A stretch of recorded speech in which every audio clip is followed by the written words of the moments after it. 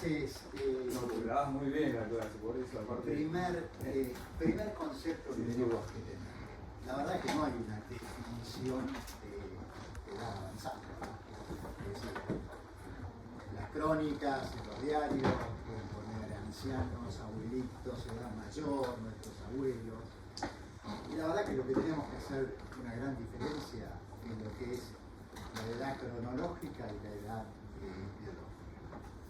La edad cronológica, lo que nos marca nuestro DNI, o documento que sea, y la edad biológica, la que nos marca el estado de salud de los que están acá, la mayoría tiene no más de 5 años de biología, no más de 5 años. En general todos menos de 5 años. Bueno, yo siempre hago una estadística. La cantidad de pacientes que veo por arriba de 90 años en un año son generalmente 4. Son 2 semestrales y son calcados, y generalmente vienen en la misma época, en uno de 93 y 94.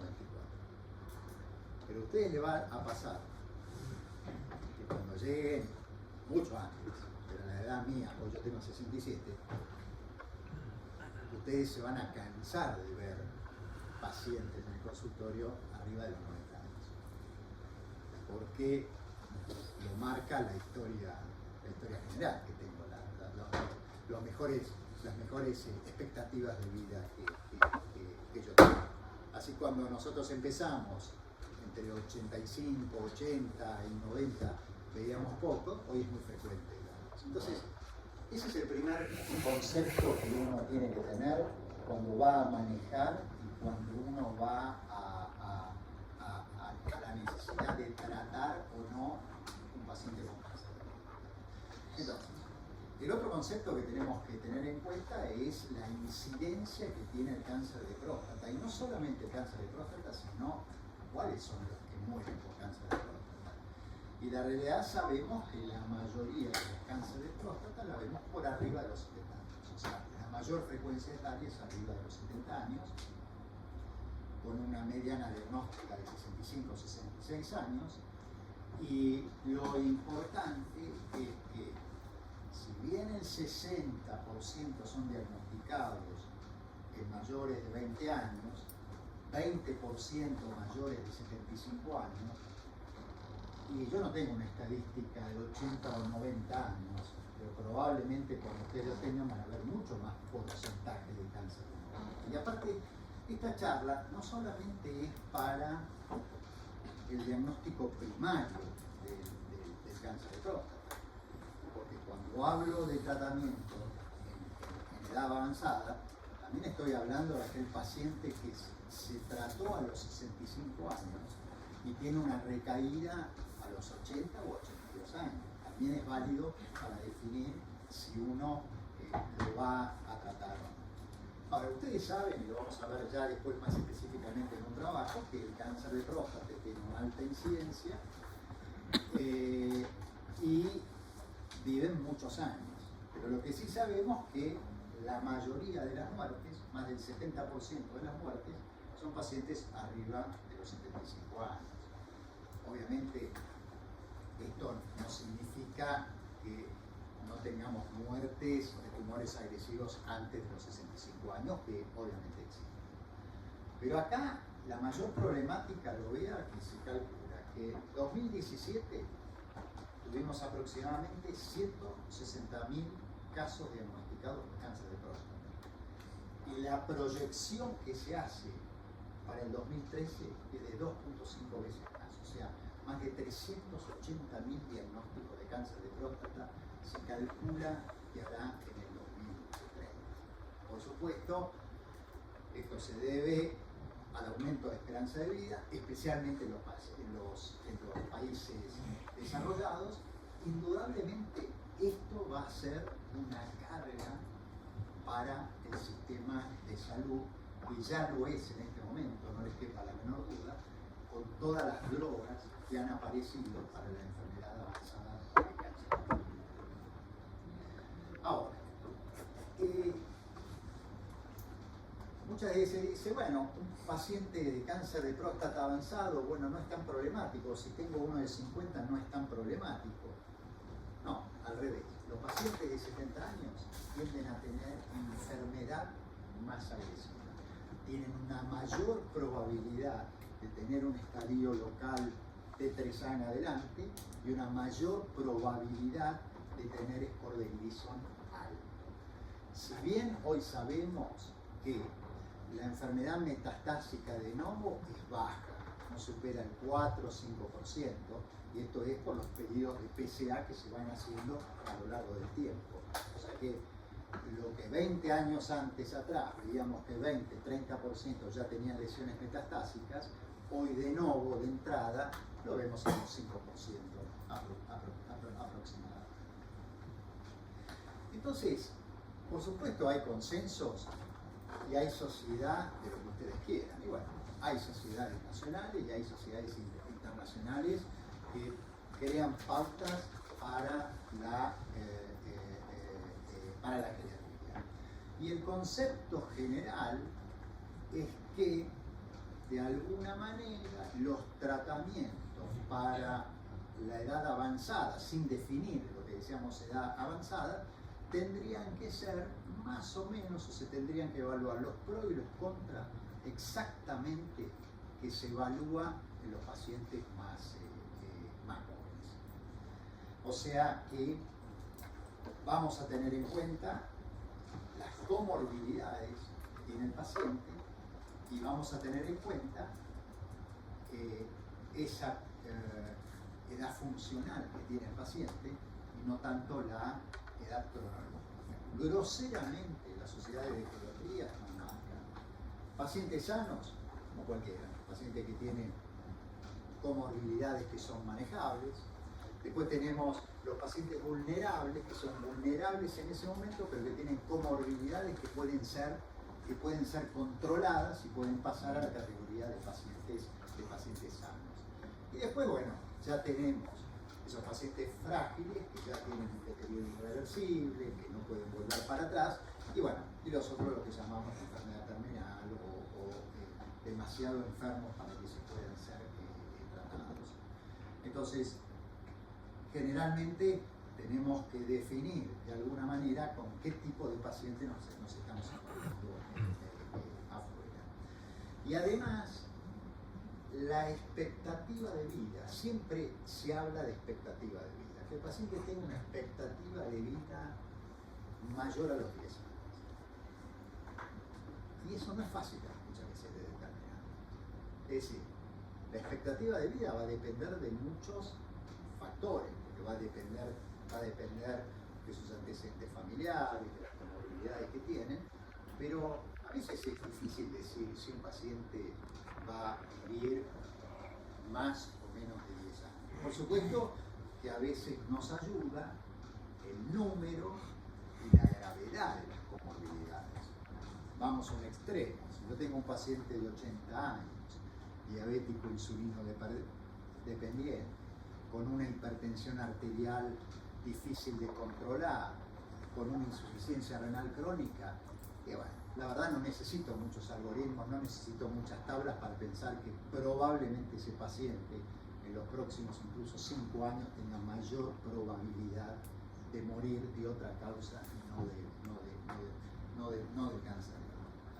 Entonces, importante ver qué grado de deterioro funcional tiene el paciente antes de determinar cualquier tipo de tratamiento que vamos a hacer.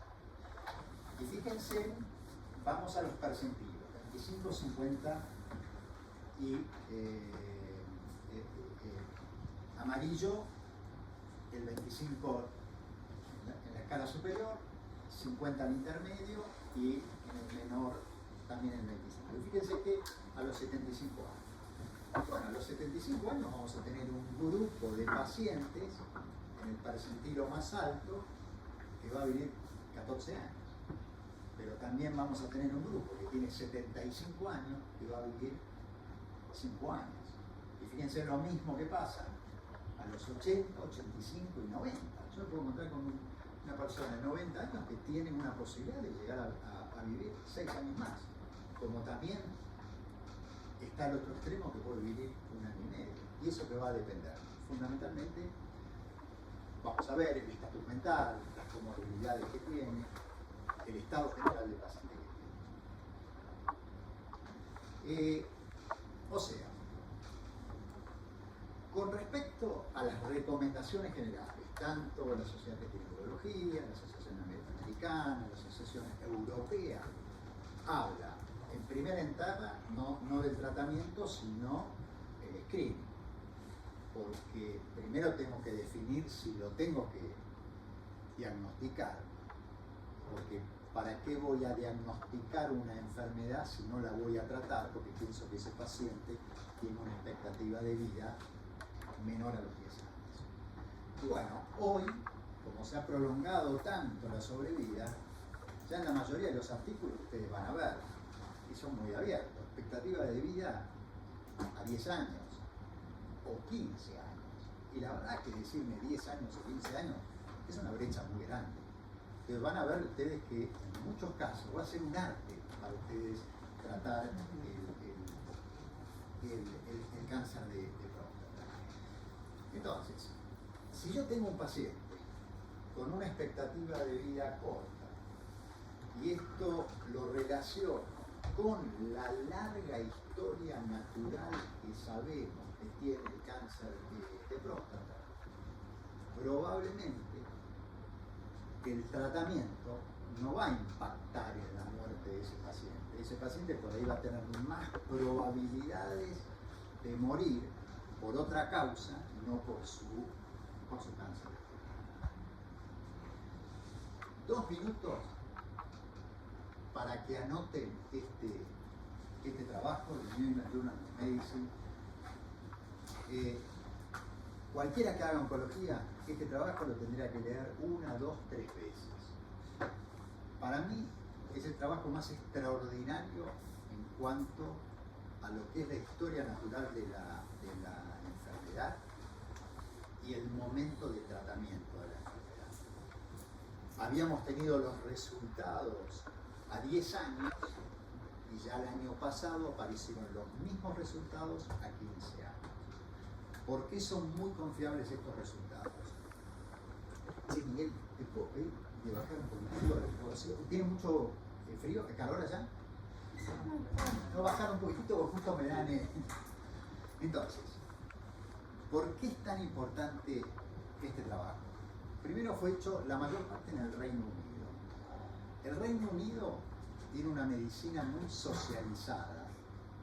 Y lo que tiene esa medicina socializada, que a 15 años ellos tienen... No, bajarlo un poquitito si se puede así, para que no me dé tanto... Bueno, a 15 años tienen prácticamente el 95% de los datos de los pacientes que ingresaron al hospital. O sea que es sumamente confiable el sistema inglés. Entonces, este grupo de pacientes, ustedes saben que los mejores estudios son los randomizados y prospectivos. Este grupo de pacientes fueron randomizados a lo que ellos llamaban monitoreo activo, que es diferente de la vigilancia activa. Otros eran randomizados para radioterapia externa de entrada, con o sin bloqueo hormonal a discreción del médico, y otros para cirugía radical. Por supuesto que muchos de los que habían entrado en monitoreo pasaron a radioterapia o pasaron a cirugía, pero siempre estaban inscritos en el grupo de monitoreo. ¿Por qué quiero remarcar la seguridad que tiene la vigilancia? Porque esto que ellos llamaban monitoreo activo no tenían biopsia confirmatoria, como hoy tenemos con la vigilancia activa, no tenían resonancia nuclear magnética, como tenemos hoy. O sea que el pasaje en tratamiento activo dependía a discreción del médico, la mayoría por aumento del PSA o por cambios en el tacto rectal. ¿Y qué es lo importante que vimos acá? Que la mortalidad a 15 años de todo el grupo fue de 2.7%. 15 años, 2.7%. Ahora, cuando veíamos la causa de muerte por monitoreo activo, prostatectomía o radioterapia, ninguna diferencia estadísticamente significativa. 2.2, 1.5 y 2.2. Y lo importante de este trabajo, que si bien la mayoría eran score de Gleason de 6 de esa época, porque después se modificó la clasificación, había entre un 15 o 20% que eran de riesgo intermedio. O sea que hoy en vigilancia ya se está hablando de incluir algunos pacientes 3+4, o sea, tampoco cumplía los criterios estrictos de la vigilancia activa que tenemos. Ahora, si miramos un poquitito, bueno, las causas de muerte por otra causa cambian exactamente las mismas, pero a 15 años, si tenemos en cuenta la cantidad de metástasis, de necesidad de deprivación androgénica o progresión clínica, generalmente los que estaban en monitoreo duplicaban el valor, pero no se traducía en mortalidad. O sea que probablemente, como este estudio esté muy diseñado, probablemente a 20 años podría haber un cambio, porque fíjense que los que requirieron deprivación androgénica con monitoreo activo 9.4 contra 5.3, 5.6. Acá y acá, en metástasis 7.1, 3.5, 3.7, hay diferencias estadísticamente significativas, pero no fueron representativas en sobrevida global. Realmente es un trabajo muy, pero muy interesante. En resumen, a 15 años, ya sea el tratamiento que hayan elegido, fíjense, 96, 97 y 97% de sobrevida cáncer específico. O sea que un número realmente muy alto. Bueno, entonces, ¿cuáles son los factores que tenemos que tener en cuenta para definir a quién escrinear y a quién tratar? Y bueno, las comorbilidades, el estado de dependencia que tiene el paciente, si puede valerse o no, ahí entran las mismas escalas, el Karnofsky, el Koch, y también se le da mucha importancia a la estimación del estado nutricional, el estado del paciente. Entonces, ¿quiénes podrían ser candidatos para un tratamiento primario? Obviamente los que mayores se van a beneficiar son aquellos que tienen una enfermedad agresiva, incluso siendo pacientes mayores. Entonces, ¿cómo definimos enfermedad agresiva? Y bueno, definimos fundamentalmente aquellos pacientes que tienen un TSA arriba de 20, que tienen un score de Gleason igual o mayor a 8, o tienen un estadio de compromiso capsular de T3 en adelante. Entonces, esos pacientes podrían beneficiarse con diferentes tipos de tratamiento. Ahora, ¿son todos tratados de la misma manera? Y la verdad que no, porque si analizamos los diferentes grupos de edad, los pacientes arriba de 75 años tienen una menor cantidad de prostatectomía radical que los pacientes por debajo de los 70 años. Es decir, que se calcula que menos de la mitad de los pacientes arriba de los 75 años tuvieron un tratamiento radical. Y cuando los comparamos por debajo de los 74 años, el 90% requerían tratamiento activo. Entonces, buscaban tratamientos por arriba de los 75 y por debajo de los 75. Y vemos que por debajo de los 75 requerían o se les daba mayor cantidad de tratamiento radical, ya sea cirugía o ya sea radioterapia externa o braquiterapia, que los pacientes de mayor edad. El CAPSURE, la verdad nos mide datos estadísticos en Estados Unidos de un análisis de una gran cantidad de pacientes. Y fíjense que si tomamos hombres de mayores de 70, más o menos el 60% recibieron un tratamiento conservador. Un tratamiento conservador puede ser un tiempo o no de bloqueo hormonal. Estamos hablando de pacientes que no tienen lesiones metastáticas. Pero vamos a ver las consecuencias que trae el bloqueo hormonal. ¿Y esto qué era? Por ahí, trataban por edad y era independiente del score de Gleason, del estadio clínico, lo que era bien claro, que los pacientes más jóvenes recibían menor probabilidad de deprivación androgénica que un paciente mayor. Y acá veíamos que también con esos datos, que los hombres mayores de 70 años que tenían tumores de alto riesgo y recibieron tratamiento local, tuvieron una reducción de la mortalidad de más del 40%. Entonces decís, bueno, si yo voy a reducir la mortalidad, ¿por qué no lo voy a tratar a ese paciente solamente porque tiene arriba de 75 años? Entonces, siempre van a tener que equilibrar los riesgos, siempre van a tener que ver qué es la expectativa de vida que va a tener el paciente y el impacto que va a tener los efectos adversos del tratamiento que ustedes elijan. O sea, el impacto que van a tener las toxicidades, porque vamos a tener toxicidad o impacto en la vida social si la radioterapia va con o sin bloqueo hormonal, el tiempo de bloqueo hormonal va a tener impacto si el paciente es sometido a una prostatectomía radical. Entonces recuerda, la esperanza de vida restante balanceándola con la posible progresión de la enfermedad.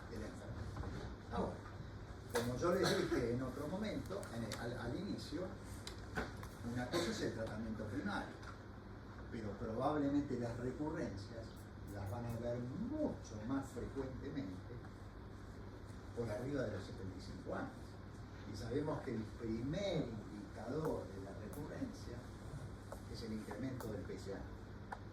Y la recaída bioquímica es enorme, promedio 30%, 40%. O sea, ya sea con cirugía radical o ya sea con radioterapia, de acuerdo a las diferentes definiciones. O sea que también, cuando hablo de ese grupo, estoy hablando de ese grupo de pacientes que llegó a esa edad con una recaída bioquímica, si lo voy a tratar ahora, porque la mayoría de los pacientes que están libres de enfermedad e incrementan el PSA, la mayoría de los pacientes acá en los Estados Unidos y en Europa va a recibir deprivación androgénica a pesar de que no haya evidencia de metástasis. Entonces nosotros tenemos que saber que la deprivación androgénica, la edad sexual es propia de cada uno. Va a provocar la disfunción metabólica, va a provocar el cansancio, la falta de dinamismo, la osteoporosis, entre el 3 o 4% de riesgo de enfermedad cardiovascular, alergias, infartos, accidentes cerebrovasculares, el deterioro cognitivo, el aumento del peso. O sea que la realidad es que el que va a ir un bloqueo hormonal, algo tiene que pagar por ese bloqueo hormonal.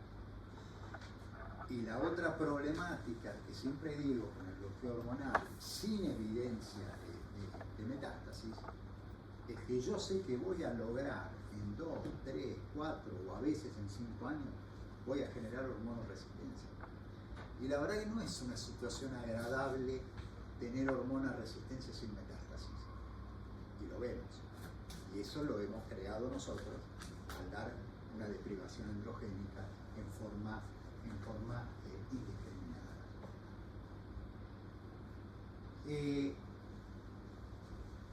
O sea que, a grandes modos, y esto lo marca una de las, es americana, no me acuerdo cuándo, es una sociedad de geriatría, a grandes rasgos los factores que tienen el más fácil para ustedes, la salud física, lo ven ustedes en el consultorio, es midiendo las comorbilidades.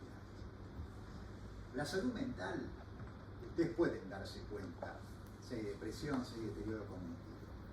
Ahora yo les voy a mostrar, hay una serie de escalas de deterioro, que bueno, eso será especialidad de un geriátrico, de un especialista de geriatría, les puedo asegurar, no la utilizamos.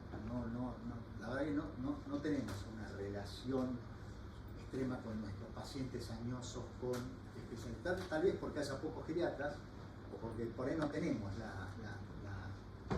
la forma de ser, de trabajar con los geriatras que trabajan con diferentes tipos de casos. Pero más o menos la salud funcional la podemos medir. Cómo se mueve, qué vida hace, si trabaja, si no trabaja, si necesita de alguien. Los síntomas van a depender.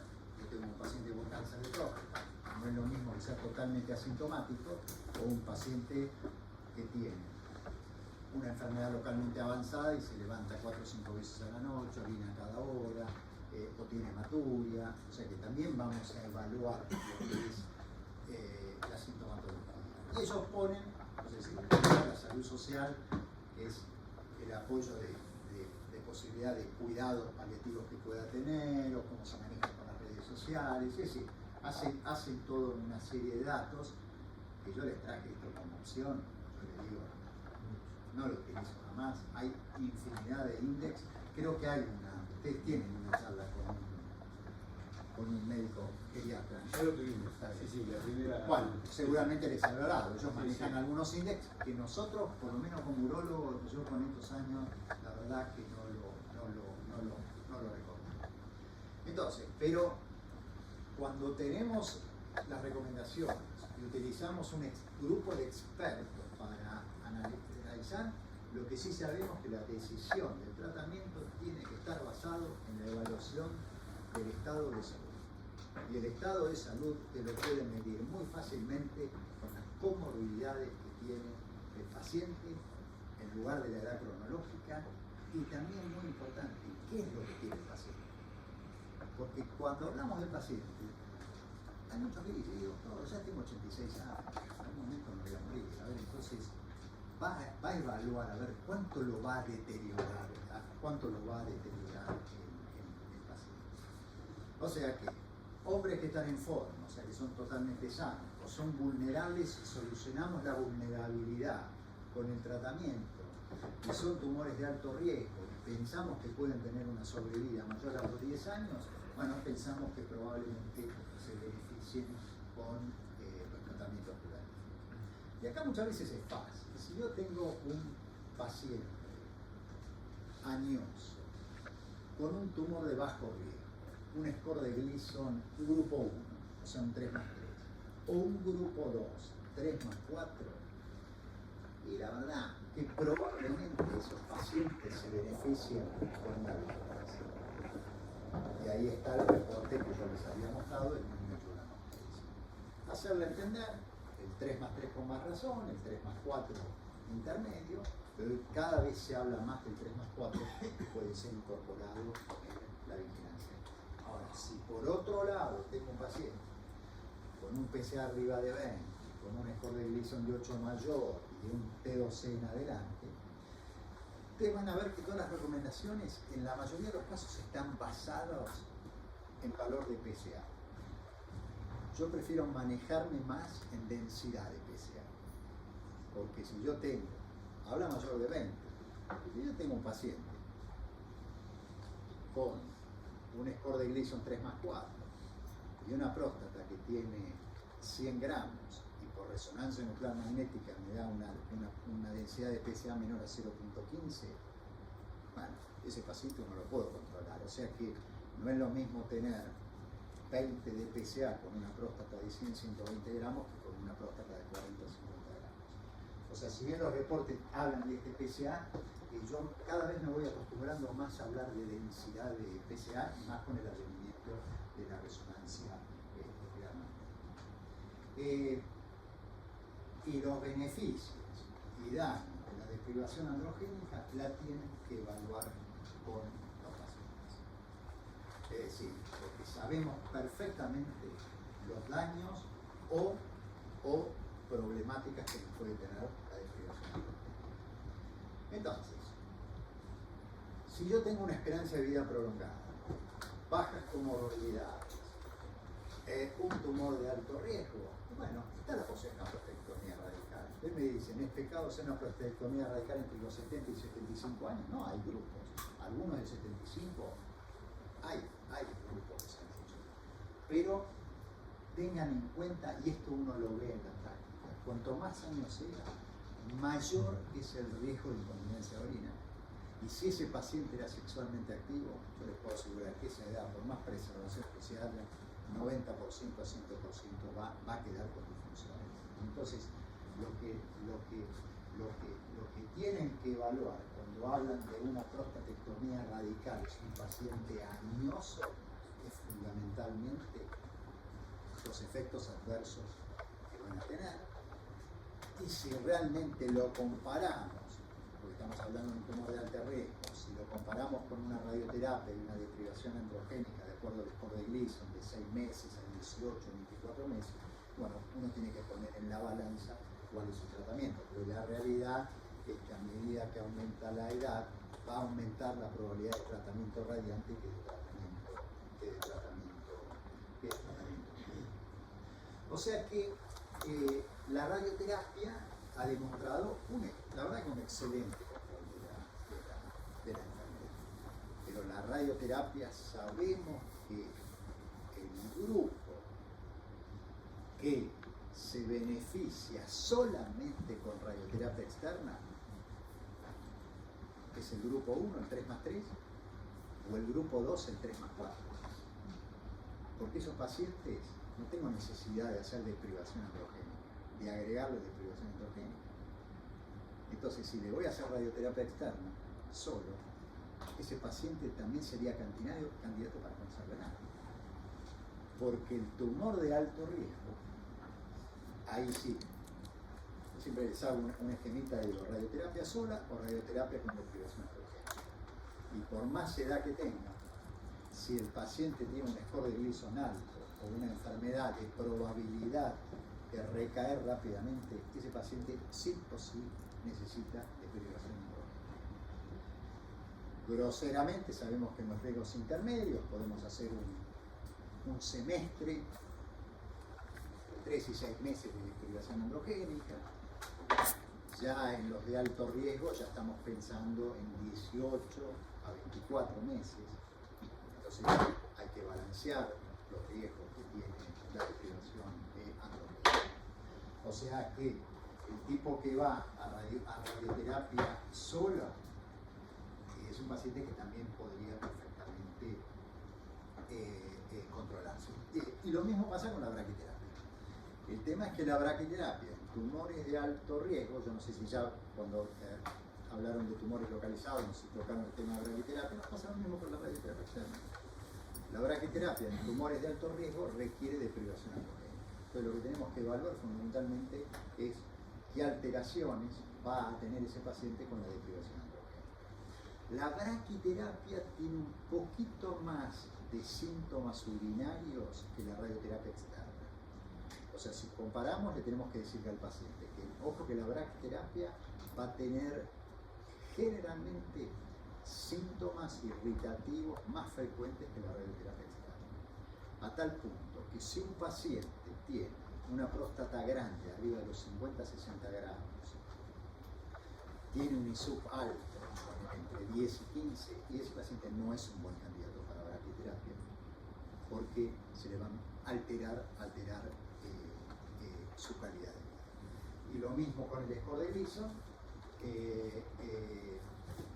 puede tener menores probabilidades intestinales que la radioterapia externa, y si el paciente es potente, va a tener menor probabilidad de paciente potente siempre y cuando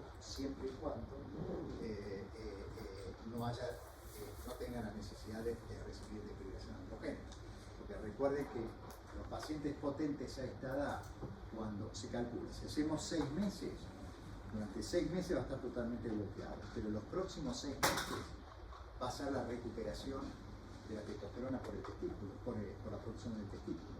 Y eso puede retrasar de 6 meses a 12 meses. Y no siempre se alcanza la recuperación total. Entonces,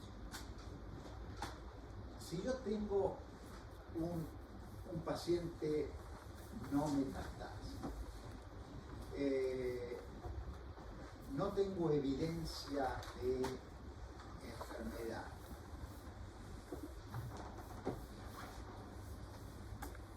o recae después de un tratamiento primario, ya sea por radioterapia o por cirugía, hasta hace muchos años decían que con 20 de PSA, arriba de 20 los pacientes podrían beneficiarse. Hoy yo uso el término 50 de PSA. Es decir, yo tengo un paciente en el cual el tipo está estable, bien, sin síntomas, no tengo evidencia de metástasis. Y la verdad espero que tenga un PSA arriba de 50 para hacer una deprivación androgénica.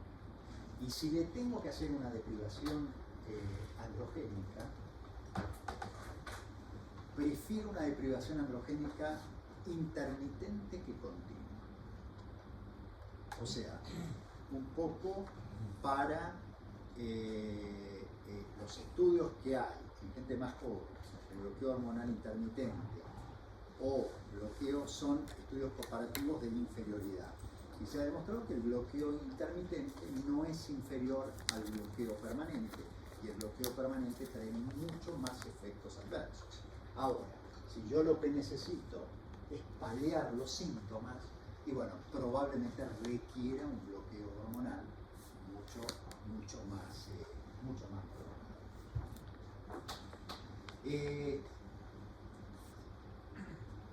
Por lo tanto, la verdad que no hay grandes evidencias que digan que un paciente añoso con un cáncer de próstata se vaya, no metastásico, se vaya a beneficiar con deprivación androgénica. El paciente podrá verse muy contento porque tiene un PSA de 0,1, pero tenemos que tener los riesgos que tiene esa deprivación androgénica. Entonces, yo creo que hay que charlar bastante con el paciente. Lamentablemente los ritmos hacen que a veces no nos podemos tomar el tiempo suficiente, o por lo menos a la edad de ustedes los consultorios los van a ver abarrotados de gente. Y bueno, a veces uno ve que es mucho más fácil aplicarle el bloqueo hormonal, ven 3 veces, viene con un PSA de 0, pero yo no sé hasta qué punto lo estamos beneficiando a ese paciente que no tiene lesiones.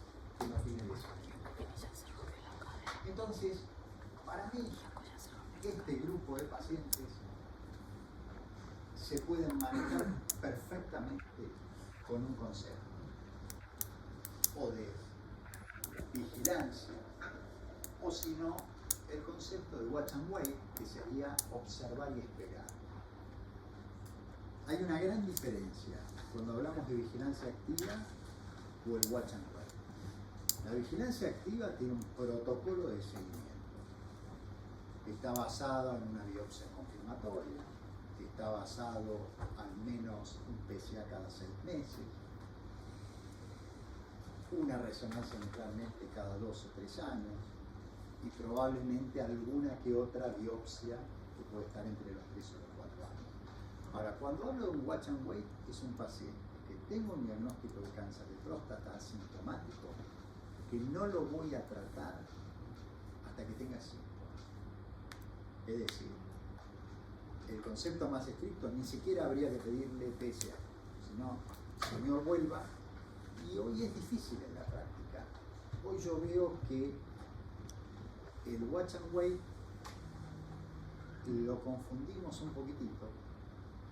Si bien no va a ser una vigilancia activa, pero ese paciente es raro que la persona vuelva cuando tenga síntomas. Generalmente uno lo va a testear con un PSA o con un tacto, pero cuando vean los trabajos de vigilancia activa o watch and wait, hacen esa diferencia. El watch and wait solamente se trataría relacionado con la sintomatología. Y no se olviden jamás de la preferencia personal. Y se van a llevar sorpresas, porque van a haber muchos pacientes que cuando ustedes lo diagnostiquen y les expliquen los efectos adversos y la probabilidad de tiempo que puede morir en el cáncer de próstata, van a encontrar con sorpresas de pacientes que le dicen: mire doctor, la verdad, yo quiero operar, la verdad que no tengo apuro, yo sé que sí esto lo puedo controlar. Y una de las cosas que a mí la tendría que poner dentro de las conclusiones es: ustedes no saben la cantidad de gente que se involucra en la decisión de un paciente para determinado tratamiento. Está el médico de cabecera, el urólogo de cabecera, el urólogo de segunda opinión, que a veces somos de tercera opinión, la esposa, el hijo, el hermano, un amigo que tuvo cáncer de próstata, un médico clínico que desconoce totalmente el cáncer de próstata y lo primero que dice: sacate el problema, operate. Es infinidad. Y hoy las redes sociales, internet, donde el paciente tiene mucho más conocimiento. Es enorme la cantidad. Por eso es muy importante el factor psicológico del paciente. ¿Cómo se siente usted sin ser tratado y esperar que tenga síntomas para trabajar? Entonces, como conclusión grosera, nosotros tenemos que saber cuál es el riesgo de ese paciente de morir de cáncer de próstata. Y tenemos dos cosas que nos ayudan: el score de Gleason y el estadio local de la enfermedad. Por lo menos nosotros podemos predecir. Yo siempre le digo a los pacientes, muchas veces en la primera consulta puedo predecir qué va a pasar con el paciente. Yo puedo venir con un paciente, viene con 40 PSA, un score de Gleason de 9 de 8, hago un tacto rectal y me pongo la próstata duropétrica, y probablemente ese paciente no vaya a andar bien. Pero también ese paciente tiene hasta 80% de probabilidades de vivir 10 años. Dará con tratamiento, hará tratamientos agresivos, hará tratamiento hormonal, pero realmente uno lo puede predecir en la primera vez. Y después también, no solamente acá les puse el riesgo de morir por cáncer de próstata, sino también discutir con él cuál es el riesgo de morir por otra causa. Y ahí les puse el ejemplo extremo: hipertensión severa, diabetes insulinodependiente, insuficiencia renal crónica, otro tumor de otro tipo, una leucemia que se acompaña junto con esa enfermedad. Y bueno, hay que ver, por ahí tiene más probabilidad y no agreguemos mortalidades. Y el tercer punto muy importante: evaluar los posibles efectos adversos de los tratamientos y nunca dejen de pensar en la preferencia del paciente. Me toca mucho en la experiencia personal, a mí muchas veces me ayuda el paciente, porque hay pacientes que les puedo asegurar, digo: mire, usted tiene un cáncer de próstata. Y el paciente lo primero que dice: doctor, yo no quiero saber nada con sacarme la próstata. Nada. Me pasó una sola vez en mi vida que el paciente no dejó ni que le explique cómo era la cirugía. Yo no quiero saber nada, pero también se puede encontrar con otro paciente y dice: doctor, yo me quiero sacar la próstata, yo no quiero saber nada con tener el órgano en el cual tengo un cáncer de próstata. Entonces, creo que hay que escuchar mucho a la preferencia del paciente, porque el cáncer de próstata realmente tiene una sobrevida muy prolongada en el tiempo. Ustedes recuerden que en realidad, si bien el cáncer de próstata es el cáncer más frecuente después de los cánceres de piel, pero la mortalidad del cáncer de próstata general es de 3-4%. Lo que pasa es que ese 3-4% en los Estados Unidos son casi 300.000 personas. Acá probablemente estemos en 18.000, 20.000 personas. O sea, es un porcentaje bajo, por eso que muchas veces lo comparamos con el cáncer de pulmón. El cáncer de pulmón es mucho menos frecuente, pero mata mucho más, porque más del 50%, 60% ya están en enfermedad avanzada. Bueno, preguntas.